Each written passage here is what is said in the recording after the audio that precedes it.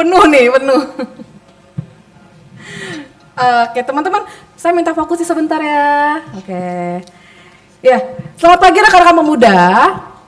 Pagi. Oke, boleh yang baru masuk, baru datang, boleh duduk. Ya teman-teman, kita akan memulai kebaktian kita, tapi sebelum kita mulai kebaktian kita hari ini, saya mau ajak kita semua untuk belajar sebuah lagu. Lagunya sudah familiar, sudah sering kita dengar, dan saya yakin teman-teman udah pada bisa semuanya nih, tapi saat ini kita mau belajar notasi yang benar, karena selama ini suka dinyanyikan dengan kurang tepat gitu ya. Boleh tampilkan slide-nya, kita akan menyanyikan lagu Selamat di Tangan Yesus. Jadi pada bagian bait, nanti teman-teman boleh perhatikan, supaya kita sama-sama menyanyikannya dengan baik dan benar. Silakan.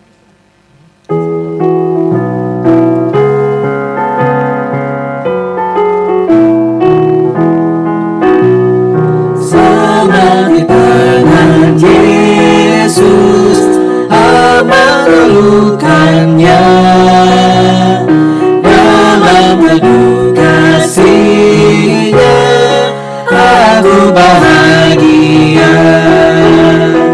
Lagu madu malaikat olehmu terdengar dari negeri mulia, damai sejahtera.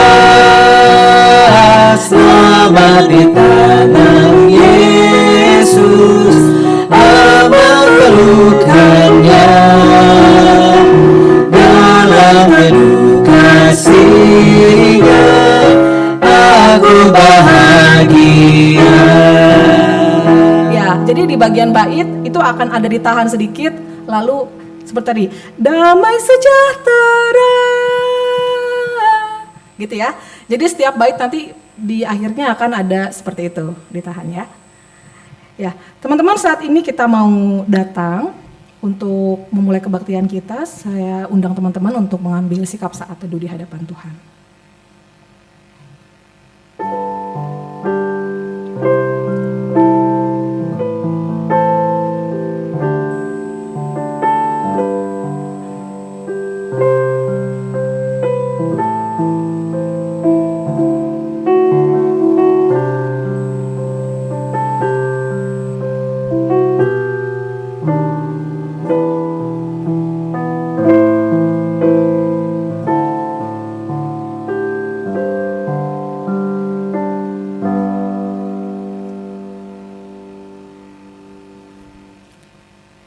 Pada hari ini kita akan memasuki Minggu Advent yang kedua, yang ditandai dengan penyalaan lilin Advent yang kedua.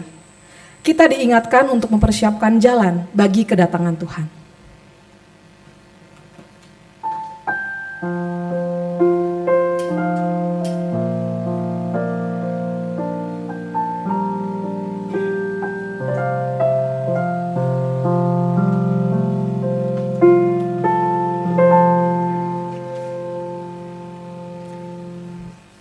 Tuhan hadir di sini dan sungguh hadir bagi kita yang menantikannya. Mari dengan berdiri kita nyatakan, Tuhan Allah hadir bagi kita.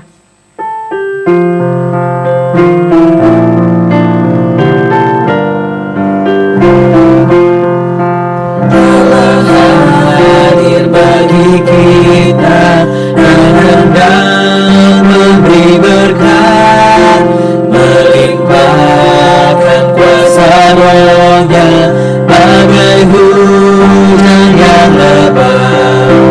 Dengan Roh Kudus-Nya Tuhan, umat-Mu berkatilah, baharui hati kami, oh curahkan kurnia.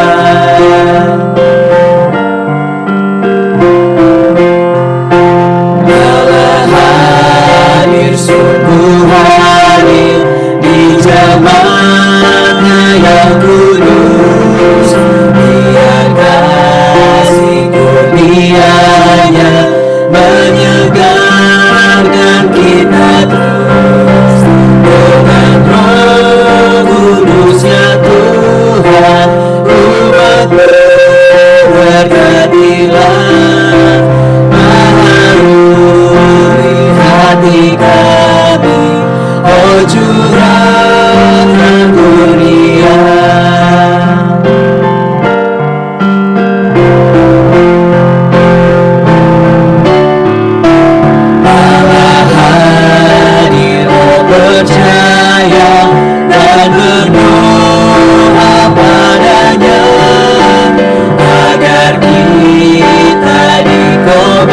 diselamatkan oleh nyala kasih-Nya. Dengan Roh Kudus-Nya Tuhan, urapmu berkatilah, baharui hati kami, curahkan kurnia.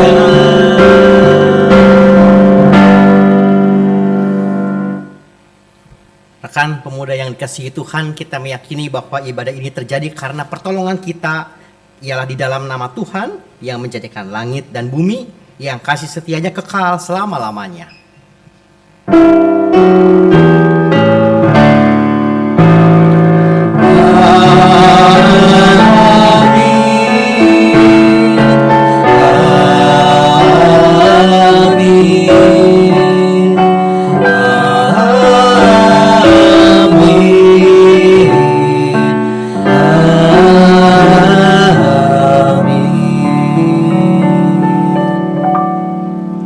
Kasih karunia dan damai sejahtera dari Allah menyertai saudara.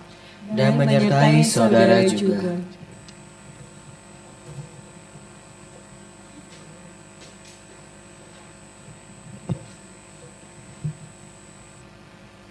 Ya teman-teman, saya mau ajak kita lihat sebuah gambar. Boleh ditampilkan gambarnya? Ya, kira-kira ini gambar apa ya teman-teman? Air terjun. Terus ada apa lagi di situ? Petir. Lalu air terjun yang bagaimana nih teman-teman? Deras banget. Ada petir. Air terjunnya deras. Terus ada apa lagi? Ada harta karun. Lalu apa lagi?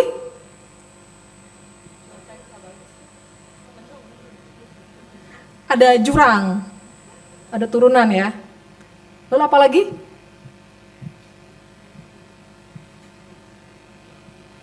Ada apa? Awannya gelap ya. Terus apa lagi yang bisa kita lihat dari sini? Pohon. Pohonnya bagaimana tuh, Pak Peter? Berantakan ya, karena kena badai itu ya gitu ya. Ada lagi yang mau tambahin? Lalu kalau tadi kita udah lihat tuh ada badai, ada petir, awannya gelap, pohonnya berantakan gitu ya. Apa sih perasaan yang teman-teman rasain ketika ngelihat gambar ini? Takut. Apalagi? Apa? Tegang. Apalagi?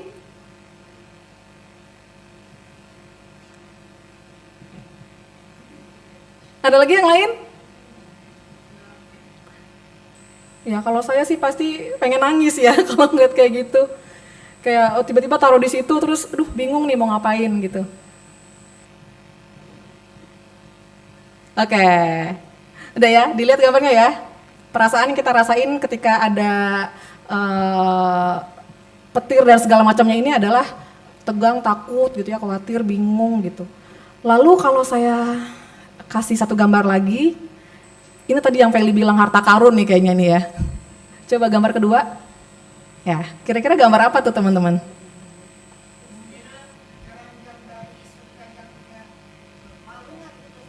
Oke, ada lagi yang mau nambahin? Maaf, gambarnya agak blur ya karena di zoom. Apa? Peti emas, oke. Coba lihat lagi deh, lihat lagi apa tuh yang ada di dalamnya. Apa? Sarang burung. Bisa ngeliat semua sarang burung? Ya ada sarang burung ya teman-teman. Coba balik ke yang pertama. Nah, ternyata di tengah-tengah itu ada sarang burung. Saat teman-teman ngeliat sarang burung tadi, perasaan apa yang teman-teman rasain? Burungnya lagi ngapain tuh kira-kira? Coba gambar yang kedua. Lagi bertelur. Apa lagi? Jaga anak-anaknya. Perasaan apa sih yang teman-teman rasain ketika ngelihat ada sarang burung di tengah badai itu? Khawatir. Tapi kira-kira burungnya khawatir nggak dari gambar yang teman-teman lihat? Stay cool ya kayaknya ya.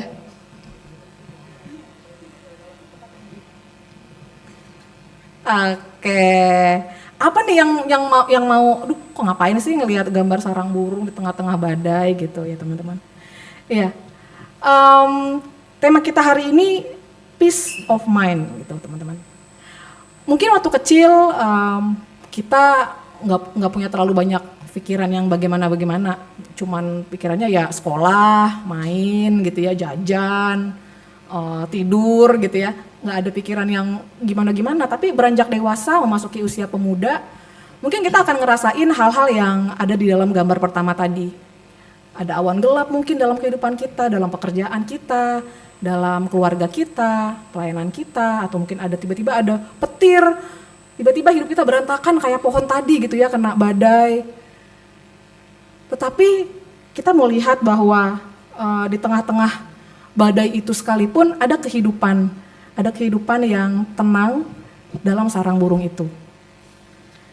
Mungkin sekarang kita punya fokus yang terpecah-pecah karena ada begitu banyak hal yang kita pikirkan menjelang usia-usia yang menuju dewasa gitu ya. Kesibukan-kesibukan, masalah hidup yang mungkin makin kompleks daripada waktu kita masih kecil. Tapi mari kita duduk sebentar teman-teman ya, menikmati bahwa diam bersama Tuhan adalah sumber tenang yang sejati. Tenang bukan berarti kita tidak menghadapi masalah apapun. Tenang bukan berarti keadaan yang aman, damai, tidak ada terjadi apapun dalam kehidupan kita. Tapi tenang adalah sikap hati yang tidak gelisah, tidak kacau, dan tentram. Dan saat ini ketika kita mau datang ke hadapan Tuhan, mau bersekutu sama-sama, pemazmur juga mengingatkan kita dalam Mazmur yang ke-62 ayat 2-3 demikian. Hanya dekat Allah saja aku tenang, dari Dialah keselamatanku. Hanya Dialah gunung batuku dan keselamatanku, kota bentengku, aku tidak akan pernah goyah. Hanya dekat Allah saja, rasa tenang hatiku. Kita nyanyikan bersama, indah bersamamu.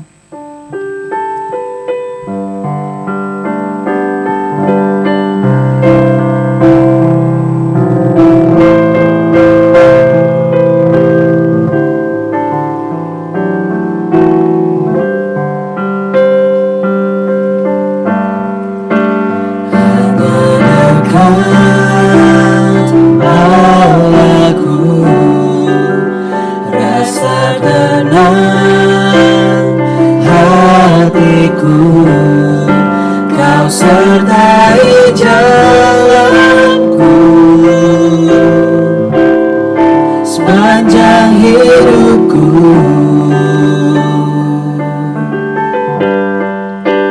Hanya dekat padamu ada kekuatan baru. Kaulah perlindunganku, keselamatanku. Ku ingin selalu bersekutu denganmu, menikmati hadiratmu. Biarkan Roh-Mu tinggal dalam hidupku. Sungguh indah bersamamu selamanya.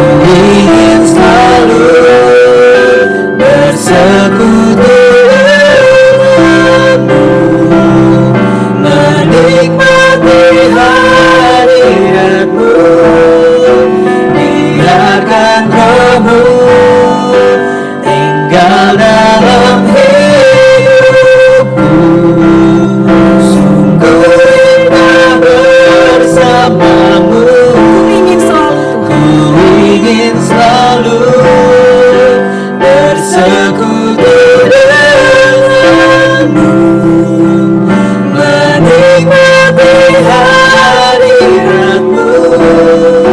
Biarkan rohmu tinggal dalam hidupku.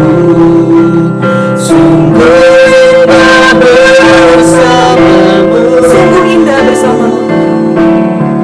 Sungguh indah bersamamu. Sungguh indah bersamamu selamanya.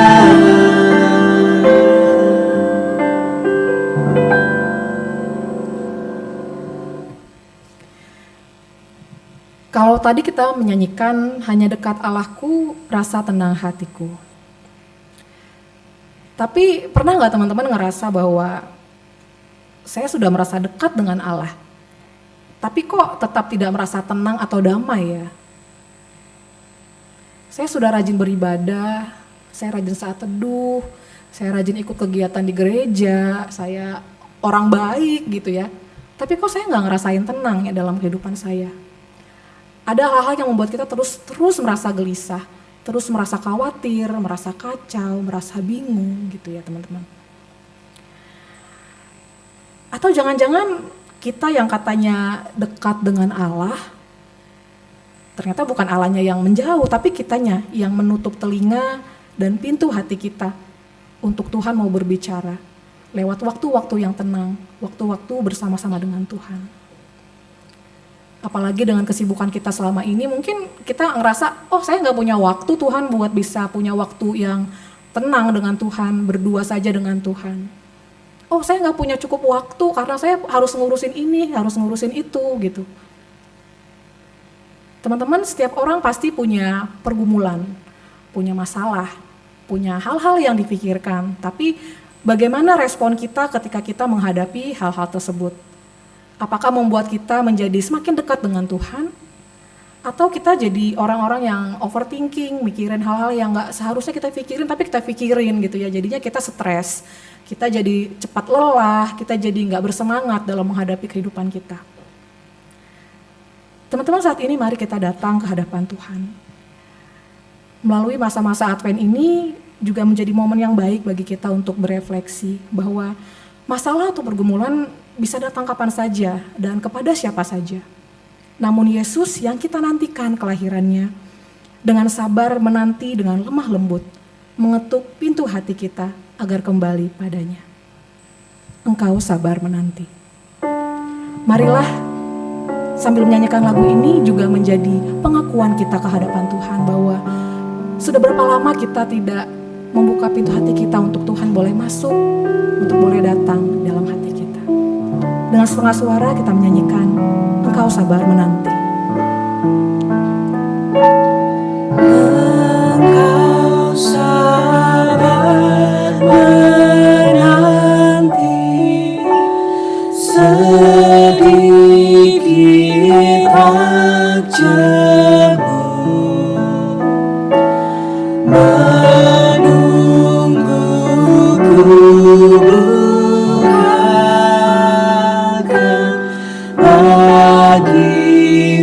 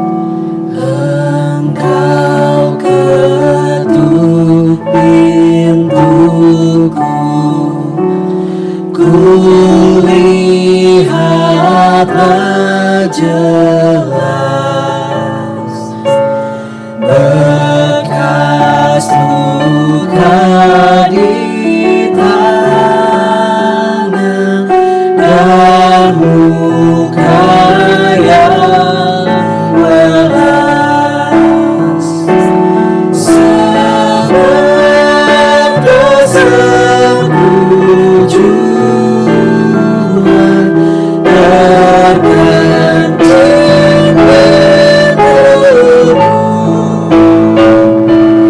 dan kau sabar menunggu, ku buka hatiku.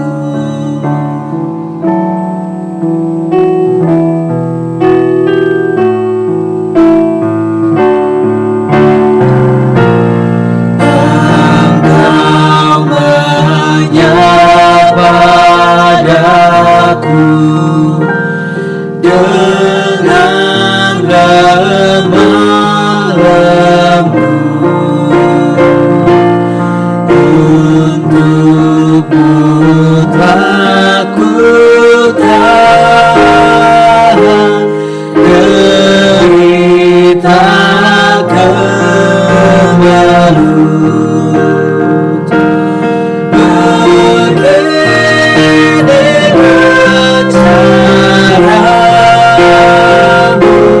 menyambut denganmu, oh Yesus, berilah aku masuki hatimu.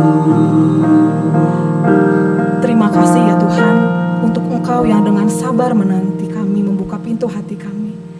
Kami mohon ampun untuk setiap pelanggaran dan dosa kami. Kiranya Allah sumber segala kasih dan pengampunan juga menerima kami kembali sebagai anak-anak-Mu. Terima kasih ya Tuhan, di dalam nama Tuhan Yesus kami berdoa. Amin. Mari dengan berdiri kita akan membacakan berita anugerah dari Roma 5 ayat yang pertama. Demikian. Sebab itu kita yang dibenarkan karena iman hidup dalam damai sejahtera dengan Allah melalui Tuhan kita Yesus Kristus. Demikianlah berita anugerah dari Tuhan. Syukur pada Allah. Damai Kristus besertamu. Dan besertamu juga. Mari kita menyatakan salam damai dengan berjabat tangan kepada teman-teman kita yang ada di kiri, kanan, depan, dan belakang.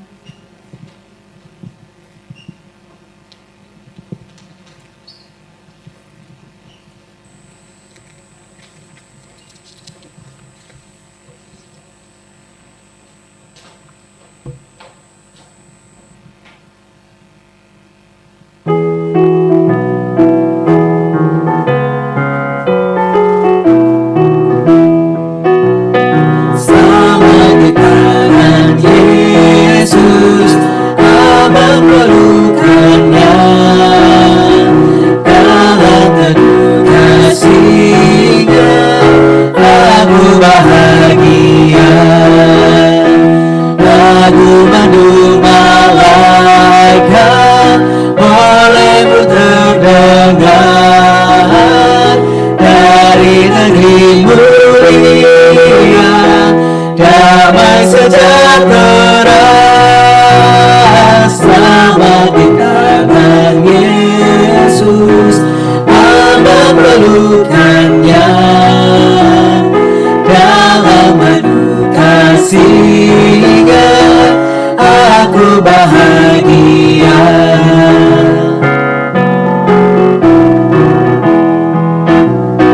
Selamat di tangan Yesus, aku tentram penuh. Dosa pun dan cobaan jauh dari diriku. Duka, cemas dan bimbang, kuasanya tak tetap. Kedatangan akhir maka akan segera lenyap. Selamat di tangan Yesus, hamba pelukannya, dalam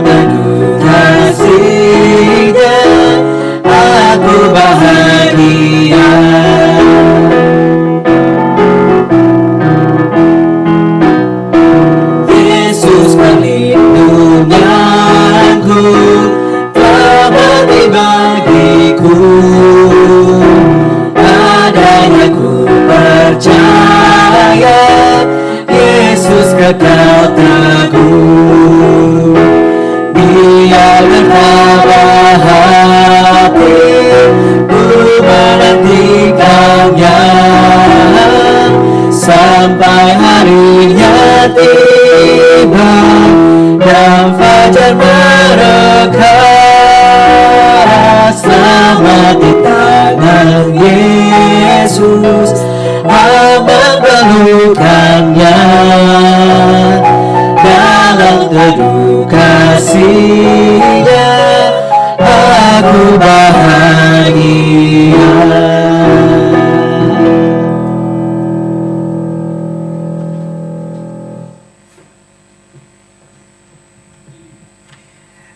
Oke, kita berdoa ya.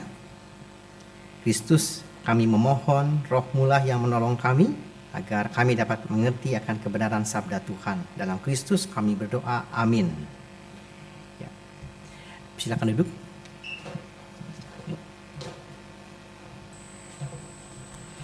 Saat ini kita akan merenungkan firman Tuhan dari Filipi. Filipi pasal 4.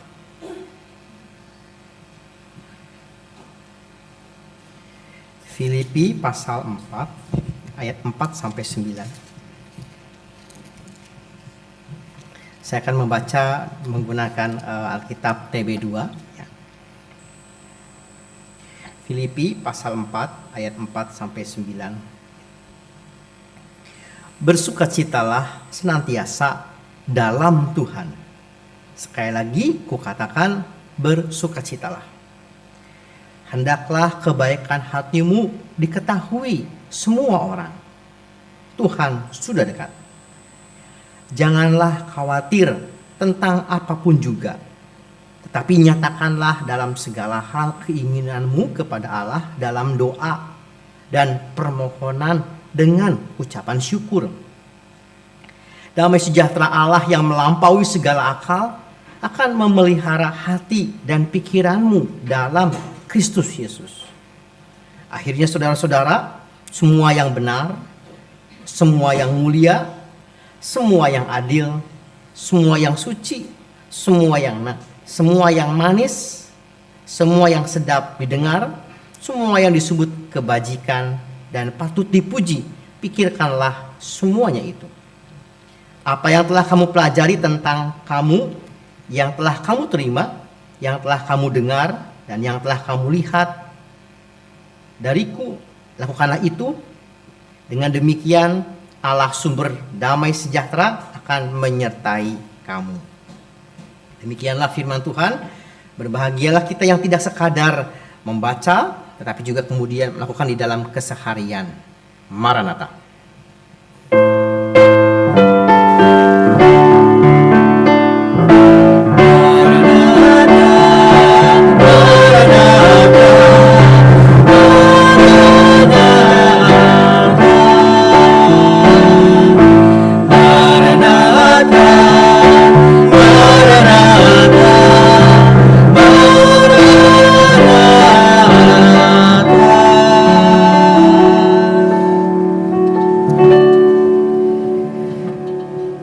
Pemuda yang dikasihi Tuhan, saat ini kita akan merenungkan tentang sebuah tema, yaitu peace of mind atau damai sejahtera di dalam pikiran dan keseluruhan jiwa kita. Ya, di dalam kehidupan kita sehari-hari, mana yang lebih mudah kita merasa tenang, damai, atau merasa cemas dan khawatir? Kalau kita diminta untuk memilih, mana yang lebih mudah hadir dalam kehidupan kita? Gampang tenang, peace, everything is gonna be alright, atau dikit-dikit cemas dan khawatir? Kita lebih sering merasa cemas ketimbang merasa damai. Ya. Next slide. Ya.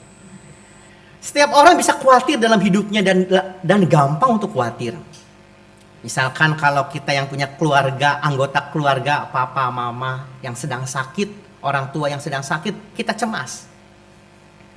Atau misalkan teman-teman yang masih di dalam masa kuliah, ya, akan ujian atau menunggu hasil ujian, cemas bisa. Atau mungkin yang juga di dalam pekerjaan, dunia pekerjaan, ya, ada begitu banyak tuntutan pekerjaan, harapan pekerjaan yang seringkali juga bisa membuat kita nggak tenang, nggak damai sejahtera, nggak happy. Happy, bahagia dapat menjadi sebuah hal yang mahal untuk dapat hadir dalam kehidupan kita. Nah, firman Tuhan kali ini merupakan nasihat Paulus kepada jemaat di Filipi tentang betapa berharganya bisa menjadi orang yang bersukacita dan memiliki pikiran yang damai sejahtera. Kita akan langsung lihat ayat-ayatnya. Ya, next slide. Nah, di dalam pasal 4 dikatakan bersukacitalah senantiasa dalam Tuhan. Sekali lagi kukatakan bersukacitalah. Hendaklah kebaikan hatimu diketahui semua orang, Tuhan sudah dekat. Paulus berbicara soal bersukacita. Apakah dia sedang happy? Tidak. Dia sendiri beberapa kali dipenjara, dianiaya, diancam.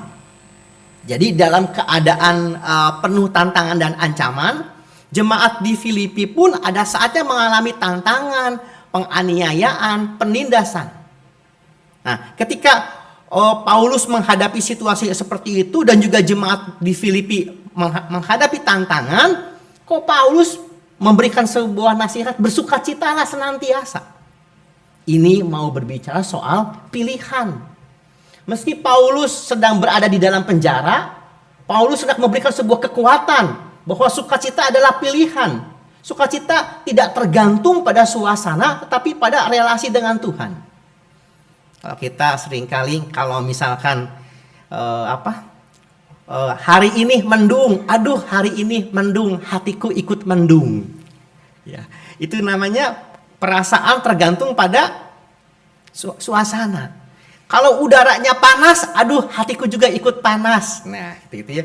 Yang lain sudah punya mobil baru, aku tidak, hatiku juga ikut panas. Itu namanya kebahagiaan yang tergantung kepada situasi. Paulus mau menyampaikan meski situasinya penuh dengan tantangan, penderitaan, kebahagiaan itu adalah pilihan. Pilihan yang dapat kita ambil dan juga tergantung bagaimana kedekatan kita dengan Tuhan. Lanjut. Kemudian di ayat yang ke-6, anehnya kok Paulus mengatakan janganlah hendaknya kamu khawatir. Ya. Di dalam bahasa Indonesia EYD yang terbaru, mana yang lebih tepat? Kuatir atau khawatir?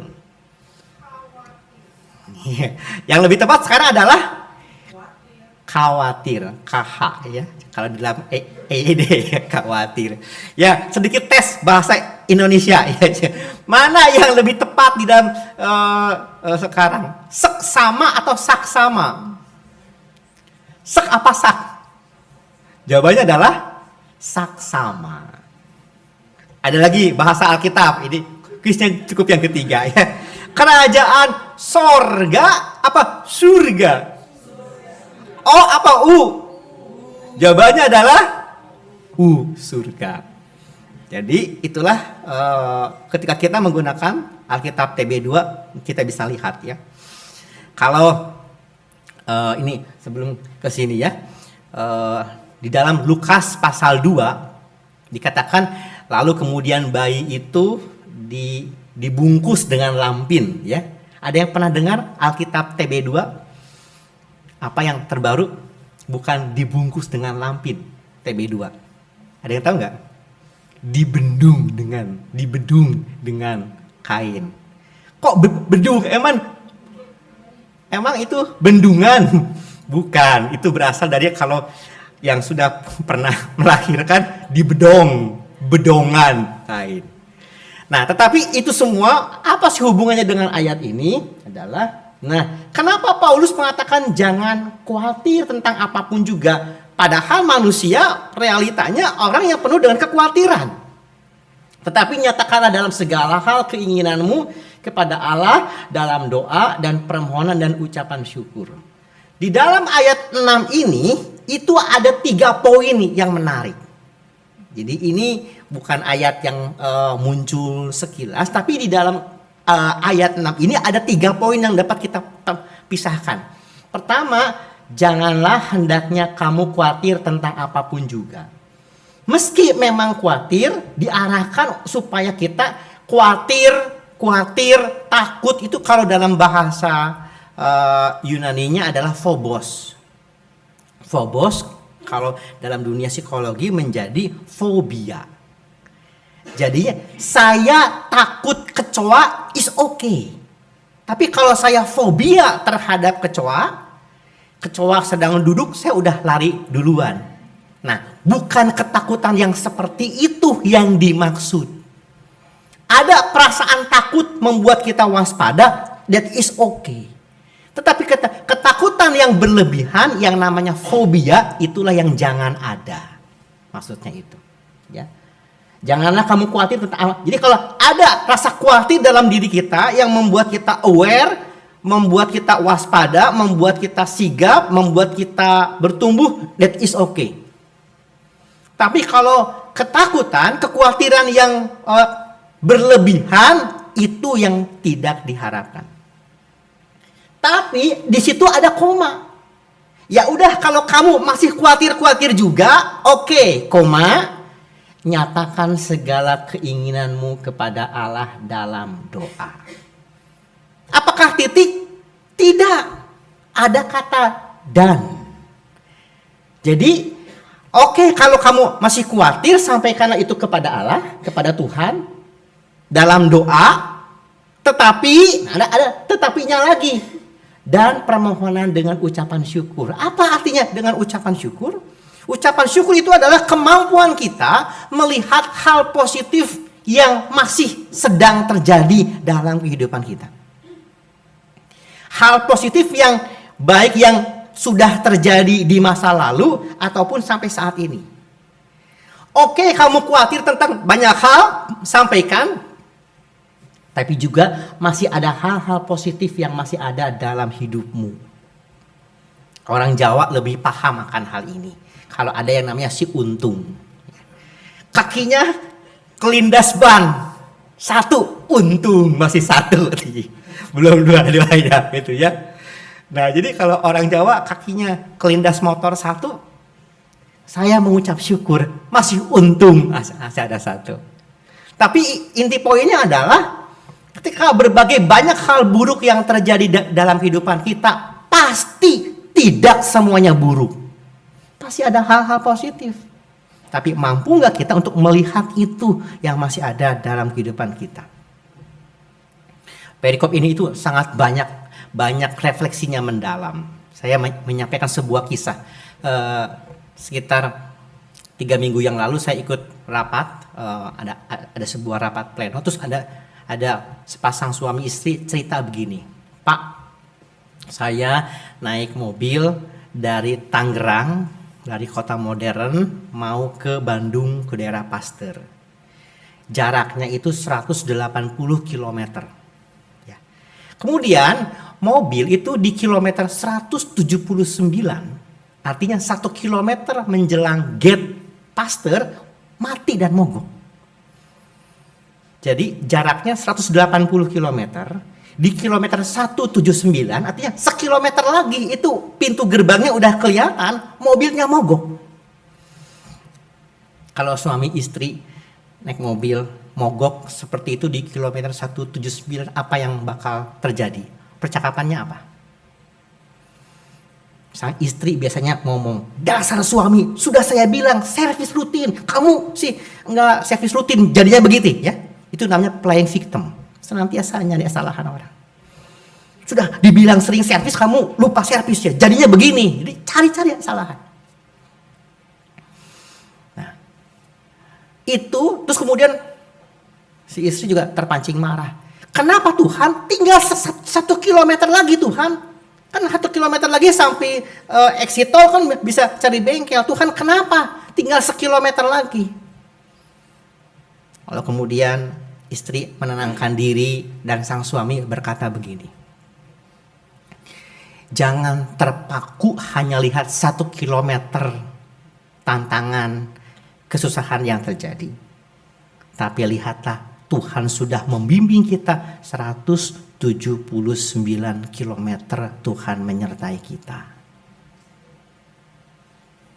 Coba bayangkan kalau misalkan mobil pas mogok di kilometer 90. Coba bayangkan kalau mobil pas mogok di pas tanjakan curam. Udah tanjakan, curam, tengah-tengah, macet, mogok. Tuhan itu sudah menyertai 179 kilometer. Itu yang kamu nggak lihat. Kamu lebih melihat 1 kilometer masalah berbanding 179 penyertaan Tuhan dalam hidupmu. Ya sudahlah, gitu ya. Panggillah derek dan akhirnya mobil itu diderek. Tapi kemudian sang suami berkatakan begini, kalau kita langsung tiba pada tujuan, kita nggak akan pernah merasakan namanya diderek oleh Tuhan, betul nggak? Kita mengalami diderek oleh Tuhan kalau kita mengalami stuck dalam kehidupan kita. Kalau kita mengatakan langsung tiba sampai di tujuan, oh itu biasa kok karena saya driver yang hebat, karena semua kehebatan saya. Kita nggak mungkin merasakan bagaimana pertolongan Tuhan dalam kehidupan kita kalau kita tidak mengalami sebuah masalah yang membuat kita stuck. Dengan adanya masalah membuat kita stuck, kita sadar ada kalanya kita perlu diderek oleh Tuhan supaya merasakan Tuhan berkarya dalam kehidupan kita. Nah, jadi berbagai kekhawatiran oke sampaikan. Tapi lihat masih ada hal baik yang terjadi dalam kehidupan kita. Kemampuan untuk melihat itu, ya. Nah, selain kemampuan melihat hal itu juga kita mengenal bagaimana ada bagian yang di luar jangkauan kita. Apa yang masih di dalam jangkauan kita itu namanya bagian kita, tapi juga ada bagian di mana luar jangkauan kita itu bagian Tuhan. Lanjut ayat yang ke-7. Ketika kita udah menyerahkan tapi juga melihat masih ada hal yang positif, resultnya apa? Hasilnya apa? Damai sejahtera Allah yang melampaui segala akal memelihara hati dan pikiranmu dalam Kristus Yesus. Orang berserah bukan orang yang pasrah. Kalau orang pasrah rumahnya kebakaran, sudah itu pasrah. Tapi kalau orang berserah, oke, apa yang masih kita bisa perjuangkan itu berserah. Ya. Resultnya ini, kemudian di ayat yang selanjutnya ayat yang ke-8. Akhirnya saudara-saudara, semua yang benar, yang mulia, semua yang adil, semua yang suci, semua yang manis, semua yang sedap didengar, semua yang disebut kebajikan dan patut dipuji, pikirkanlah semuanya itu. Ini yang juga secara umum disebut dengan kekuatan pikiran, ya, dan juga namanya kesadaran akan momen saat ini dalam jangkauan kita saat ini. Apa yang dapat kita lakukan saat ini dengan sebuah pikiran yang positif.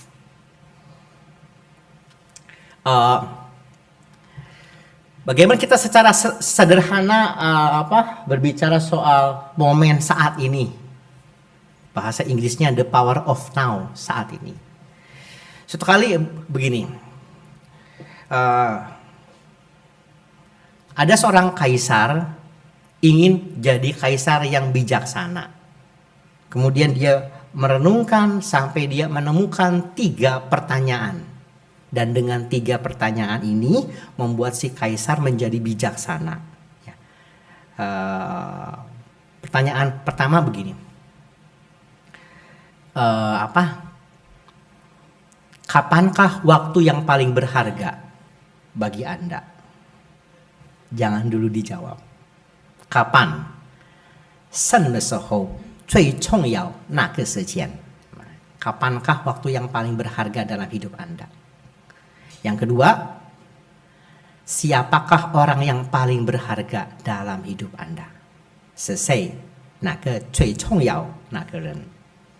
第三的 bukan ceban goban lakban, bukan ya. Bukan.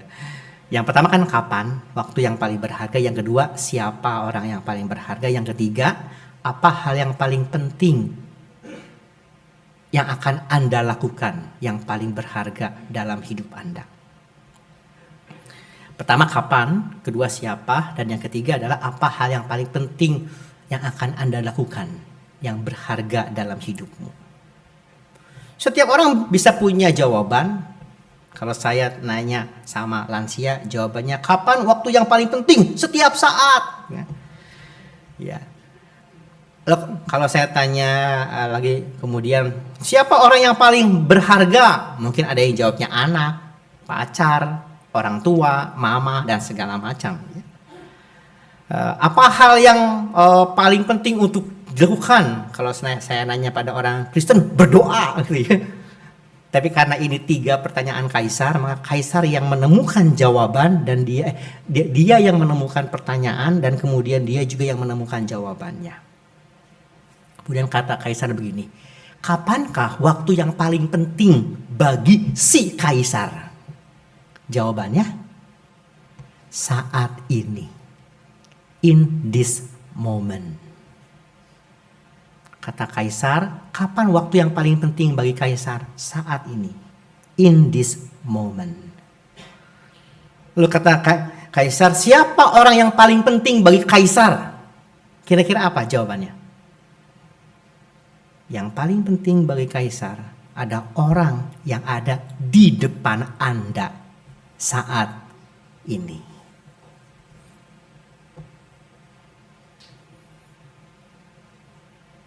Siapa orang yang paling penting kalau menurut kaisar? Adalah lihat kanan kiri saudara. Itu orang yang paling penting. For this moment. Dan yang ketiga, apa yang paling penting untuk dilakukan? Peduli kepada orang yang ada di depan Anda kapan? Saat ini. Itu namanya the power of moment now. Tidak kebetulan orang A, orang B duduk di samping Anda saat ini. Lihat kanan kiri saudara dulu, coba lihat. Tidak kebetulan dia hadir bersamamu pada saat ini. Kita sering kali gini, I love mama. Bohong. Contohnya I love mama. Di depan mama masih sibuk main handphone. Betul nggak? I love mama, I love you mama. Tapi mamanya ada, mamanya cuekin. Kita sedang tidak ada pada moment of now. Kalau kita mengatakan memang I love you mama ya saat ini. For the present. Nah, itu namanya pentingnya sebuah momen now saat ini. Nah, cerita ini itu belum lengkap. Ada cerita yang kedua yang juga sama penting. Ya. Yang kedua begini, cerita begini. Suatu kali di asrama biksu ada satu orang yang ditugaskan untuk mencuci semua pakaian para biksu. Kumpulkan semua pakaian. Kamu biksu yang muda baru pertama kali datang ke asrama ini, kamu duduk dan kamu cuci ya semua pakaian biksu ini. Pakaiannya segini. Pakaiannya numpuk. Pakaiannya cucian kotornya segini. Kalau Anda jadi biksu muda, disuruh cuci pakaian seperti itu, apa yang Anda pikirkan, apa yang akan Anda rasakan, dan apa yang akan Anda lakukan? Ya? Disuruhkan pakaian orang lain, bunuh. Tidak apa-apa kok. Apa-apa lakukan aja. Karena udah biasa. Apa yang dipikirkan setiap hari cuci di rumah? Berat. Apa yang coba kita rasakan? Dulu ya?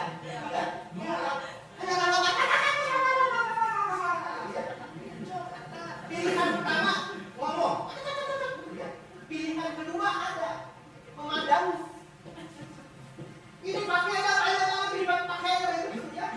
Pertama ngomel, kedua dilihatin. Beres nggak? Itu poin important. Kita seringkali ngomel. Yang kedua memandangi masa depan. Kapan cucian ini akan hilang? Itu namanya power of future. Kapankah pakaian ini akan hilang? Dilihatin. Hilang nggak? Caranya gimana? Lepaskan dulu energi negatifnya. Energinya negatifnya lepaskan, ya. Nah, lakukan pakai prinsip yang pertama, the power of present. Yang ketiga, lakukan. Ada kalanya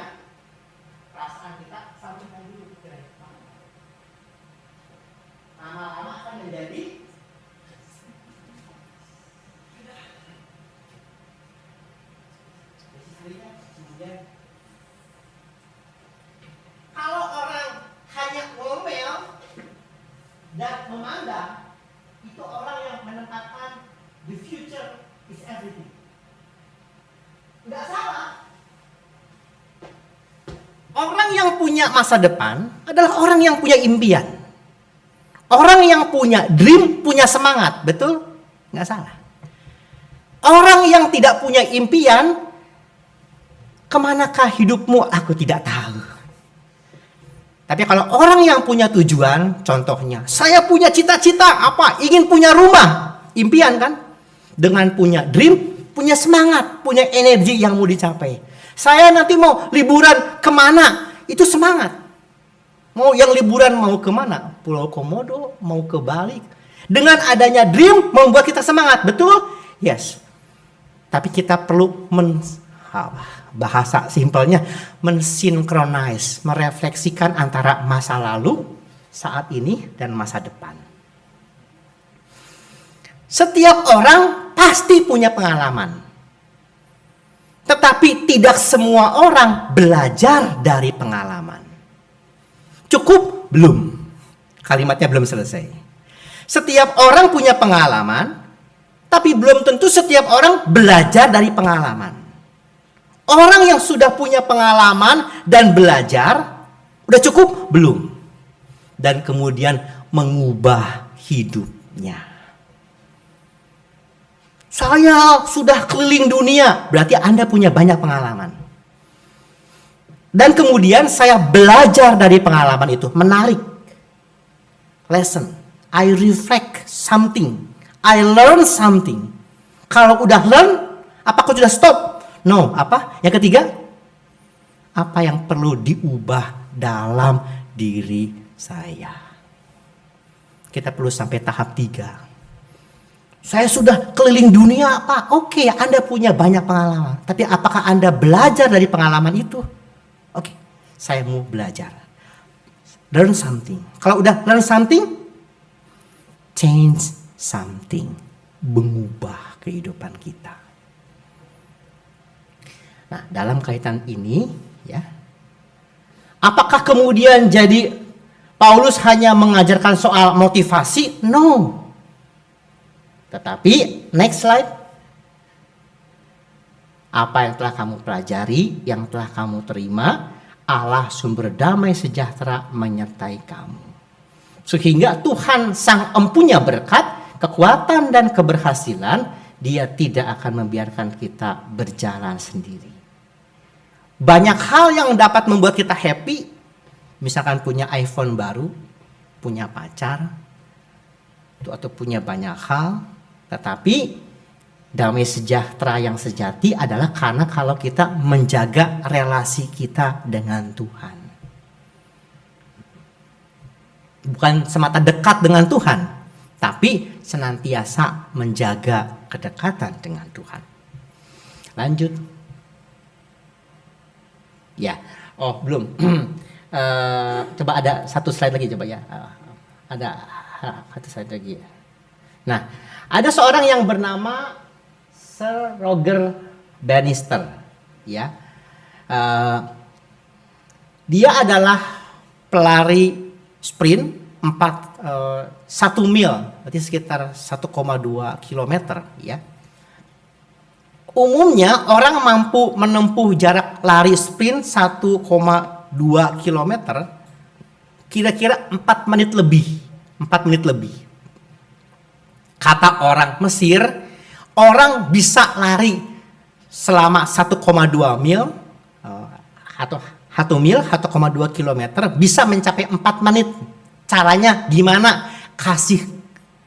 Kasihlah di belakangnya harimau lapar, lepaskan. Dia akan lari sekencang mungkin. Paling mungkin 4 menit lebih.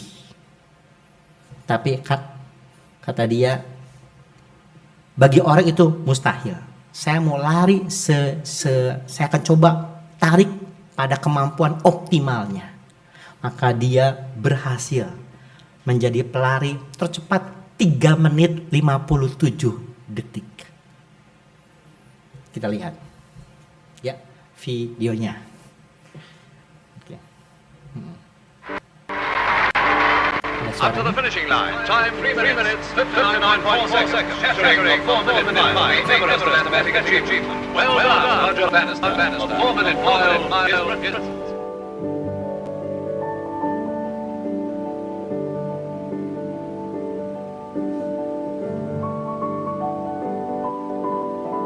Tiga menit 59 berhasil. Throughout the winter, I've been watching the newspapers, seeing whether Landy would do it first or whether Santi would do it first in America. And I'm very glad that it has come to England in the end.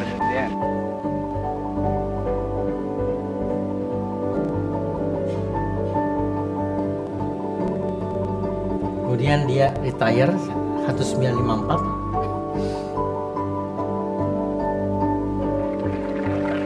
Nah inilah tahun 2012 dia sudah lansia ya.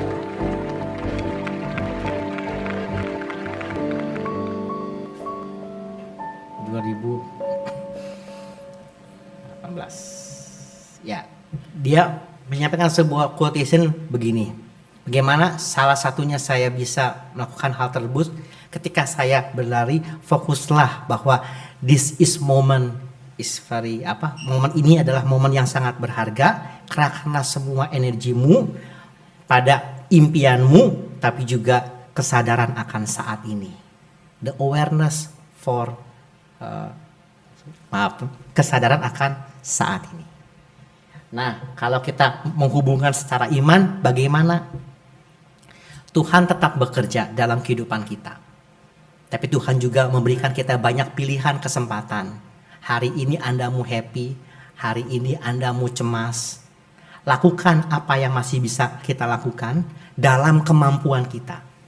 Apa yang di luar kemampuan kita itu bukan bagianmu, itu bagian Tuhan. Tapi ketika kita tahu apa yang masih bisa kita kerjakan, bagian kita, lakukanlah saat ini dengan kemampuan kita yang terbaik. Tuhan kiranya memberikan kita kekuatan dan damai sejahtera sampai ada sebuah lagu slide yang terakhir. Nah, ada lagu yang saya suka, Bob Marley ya, yang berjudul Three Little Birds. Don't worry about the thing, cause every little thing is gonna be alright. Sing don't worry about the thing, cause every little thing is gonna be alright. Jangan terlampau khawatir sama hal-hal kecil. Everything is gonna be alright pada waktunya.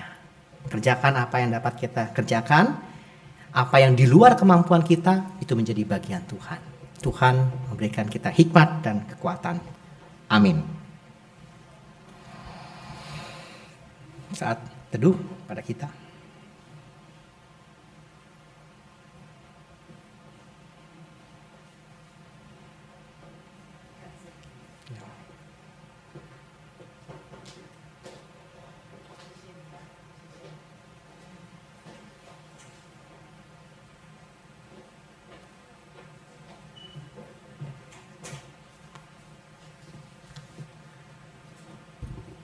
Umat dipersilakan untuk berdiri.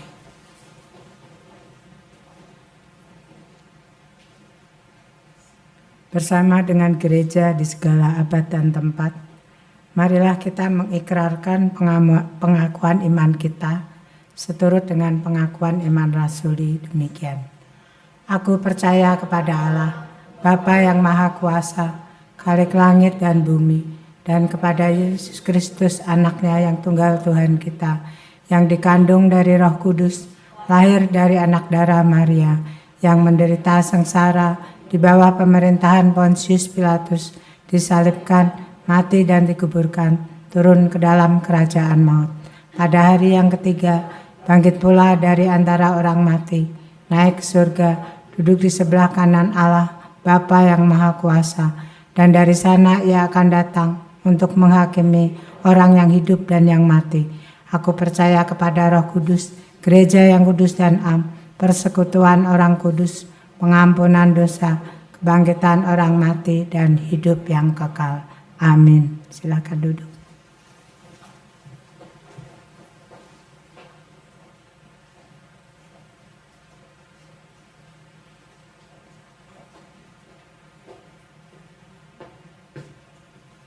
Marilah kita berdoa.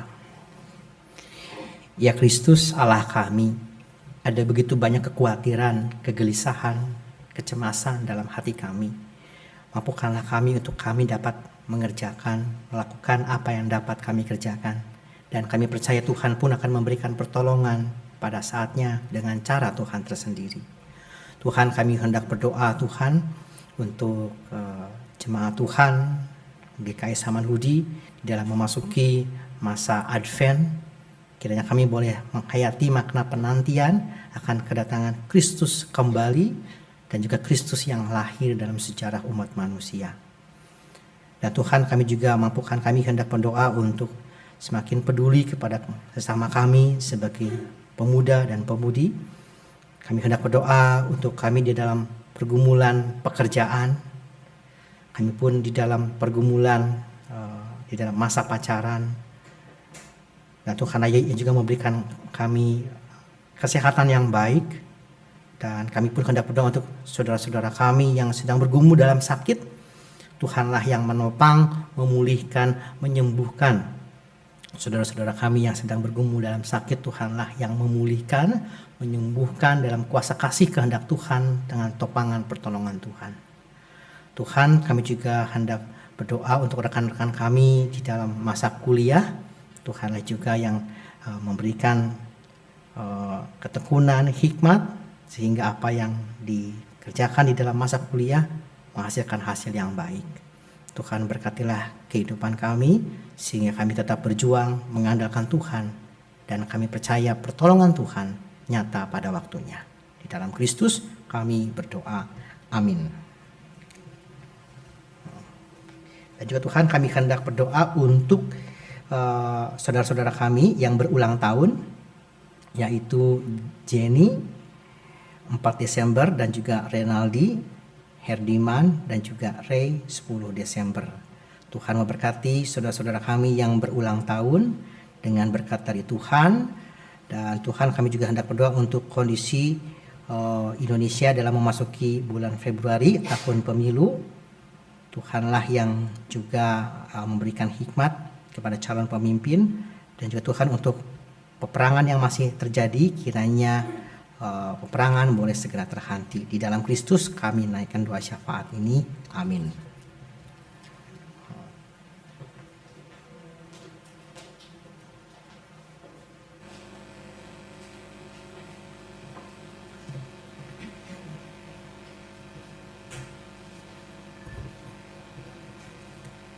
Marilah kita mengungkapkan rasa syukur kita dengan memberikan persembahan kepada Tuhan. Firman Tuhan yang mendasari persembahan kita diambil dari 1 Tesalonika 5 ayat 18. Ucapkanlah syukur dalam segala hal, sebab itulah yang dikehendaki Allah di dalam Kristus Yesus bagi kamu. Umat dapat memberikan persembahan dengan cara memasukkan amplop ke kantong persembahan yang ada di depan atau dengan menggunakan QR Code.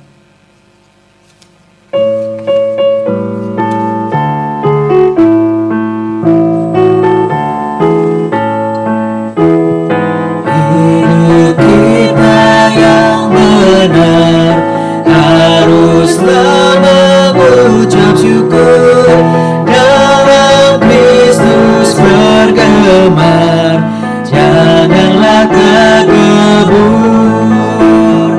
dalam susah pun senang, dalam segala hal. Aku bermazmur dan ucap syukur, itu kehendaknya.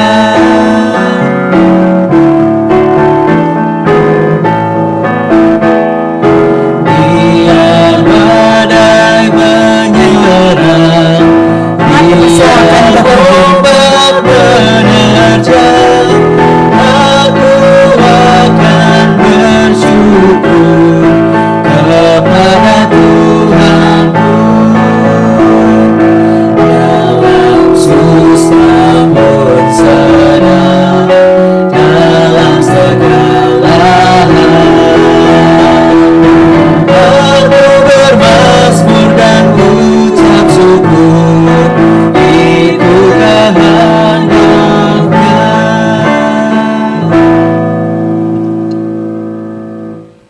Mari kita berdoa.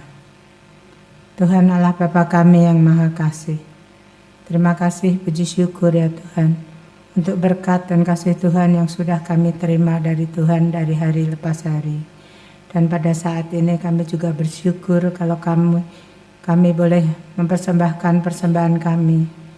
Biarlah persembahan yang kami kumpulkan boleh menjadi berkat bagi setiap orang yang memerlukannya, juga boleh menjadi berkat bagi kemuliaan nama Tuhan.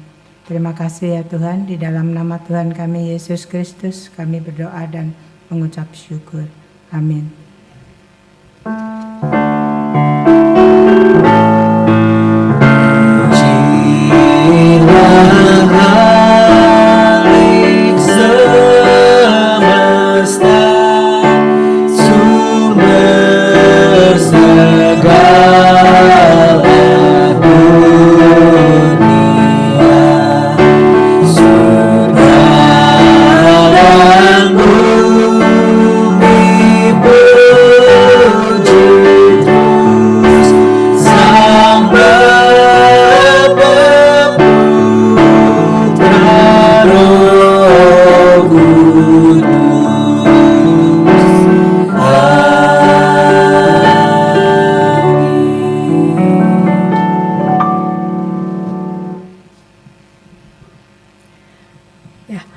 Relasi yang dekat dan intim dengan Tuhan memberikan kita ketenangan dalam menghadapi setiap pergumulan.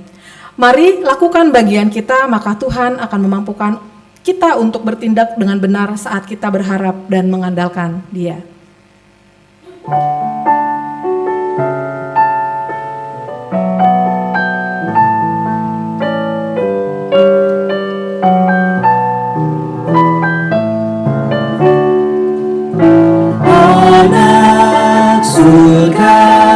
Turun ke dunia, Kristus kudus, Putra Sang Bapa, tata mulia ditinggalkannya demi kepeduliannya pada manusia.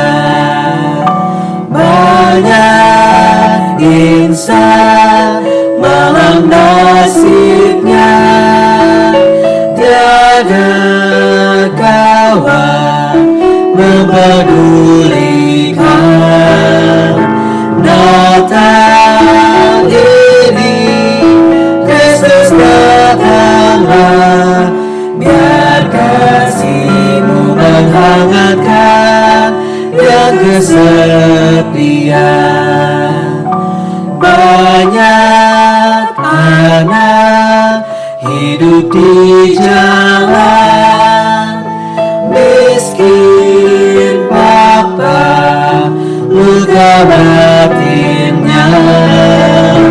Natal ini Kristus datanglah, meraih memulihkan yang tersisihkan. Anak surga, jadikan kami tangan, kaki, dan palungan-Mu. Utus kami dalam nama-Mu, nyatakan kebaikan-Mu pada sesama.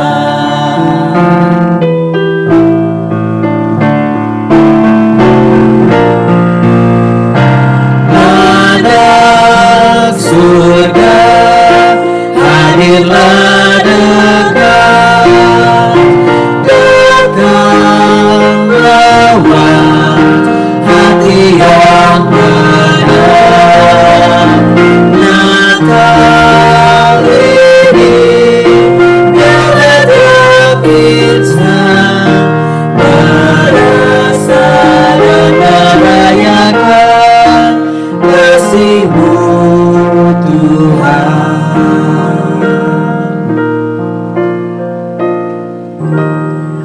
Arahkanlah hatimu kepada Tuhan.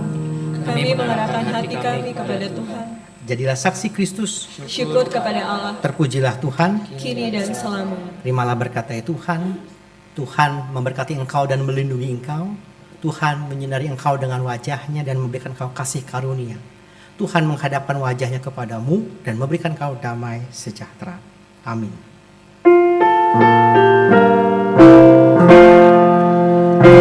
Maranatha, Maranatha, amin. Maranatha, Maranatha, Maranatha, amin.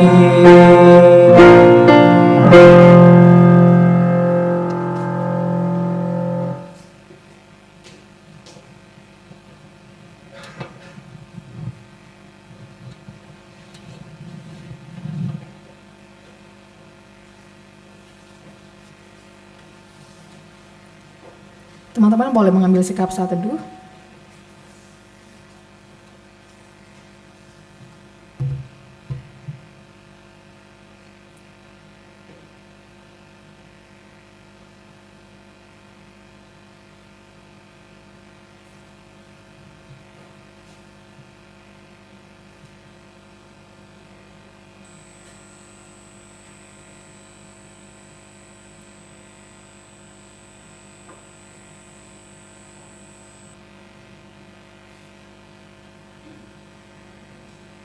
Ya, selamat hari Minggu teman-teman.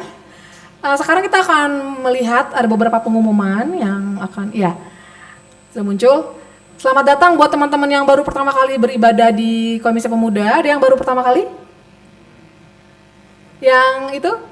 Kakak yang baju hijau ya? Sama yang sampingnya? Oke, boleh kenalan dulu Kak? Ya, namanya siapa? Sari. Sebelahnya? Alex. Welcome Sari dan Alex. Ada lagi yang baru pertama kali? Ada lagi? Nggak ada ya, cuma 2 orang aja ya. Welcome Sari dan Alex. Nanti kita kebaktian di sini lagi ya, jam 9.30 di Yerusalem. Next. Kebaktian kita minggu depan seperti biasa masih ada di sini di jam yang sama. Dengan tema Hai Bethlehem Efrata yang akan dipimpin oleh Pendeta Widya Astuti dari GKI Kosambi Timur. Pelayan-pelayannya ada penatuannya dipimpin Penatua Gunawan Kurniadi, liturgosnya Yogi, pemusiknya Angelia Iren dan Vianti Gosal, song leader Zerlin dan Eiffel, multimedia Vito, publikasi Gebi, soundnya ada Sandi, asyirnya Yunita dan Trimalian. Ya teman-teman kita yang melayani hari ini, pelayan firmannya ada Pendeta Peter Abednego, lalu Penatua Doris, liturgosnya saya sendiri Erna, pemusiknya ada Gracia Astriani, song leadernya Meliani dan Randy, multimedia dan publikasi Regita, soundnya Yogi, asyirnya Mariana dan Hendrik. Terima kasih teman-teman udah memberikan diri untuk melayani hari ini. Nah, ini kita ada sesuatu yang spesial nih ya, di hari yang spesial. Minggu depan catat dulu di kalendernya, Sabtu depan tanggal 16 Desember kita ada persekutuan pemuda nih teman-teman dengan tema The Special Gift. Nah, apa aja nih acaranya? Ya, datang makanya ya. Di jam 3 sampai jam 5 sore, ruangannya di sini di ruangan Yerusalem, lantai 3. Dress code-nya hijau, merah, putih, gold. Jadi teman-teman kalau punya salah satu di antara warna-warna itu boleh dipakai untuk memeriahkan acara kita bersama. Lalu yang perlu teman-teman siapkan juga adalah kado. Karena di acara ini kita akan ada tukeran kado gitu ya. Tukeran kadonya itu minimal 50.000 isi kadonya, kalau lebih boleh banget gitu ya teman-teman. Tapi kalau misalnya teman-teman, aduh saya nggak sempat beli kado nih atau saya nggak bisa beli kado nih, datang aja nggak apa-apa, karena kado terindah adalah di kehadiran teman-teman sendiri ya. Tapi jangan nangis kalau nggak dapet kado ya, karena yang tukeran kado hanya yang bawa kado. Boleh ajak gebetannya juga, temennya, tetangganya untuk datang ya sama-sama. Kenapa? Persekutuan. Iya, acara persekutuan. Gitu ya. Jangan lupa dicatat minggu depan hari Sabtu jam 3 sore sampai jam 5 sore. Oke, kalau misalnya ada yang masih mau tanya-tanya, bingung acaranya ngapain aja ya, nanti bagaimana ya, boleh tanya-tanya tuh ke Ko Hendrik atau Ciripka tuh ada kontaknya, silakan dihubungin. Ya, oke, next. Nah, teman-teman yang suka nyanyi, suka main musik, boleh join juga nih ke vokal grup pemuda. Kita latihan rutin setiap hari Jumat jam 9.30, 9.30, udah kelar ya? Jam 7.30 malam di sini. Jadi yang suaranya suara-suara emas tuh jangan dipendem-pendem ya, bagikan juga gitu ke kita. Kita bisa denger juga nih suara emasnya, teman-teman. Boleh join di hari Jumat jam 7.30 malam di Ruang Yerusalem. Kalau mau nanya-nanya lagi lebih lanjut bisa kontak ke Agnes, kontaknya di depan, silakan dicatat. Iya. Next, ada lagi? Happy Sunday teman-teman, selamat menikmati fellowship. Di belakang ada pojok kopi, ada snack juga, boleh sama-sama dinikmati. Happy Sunday!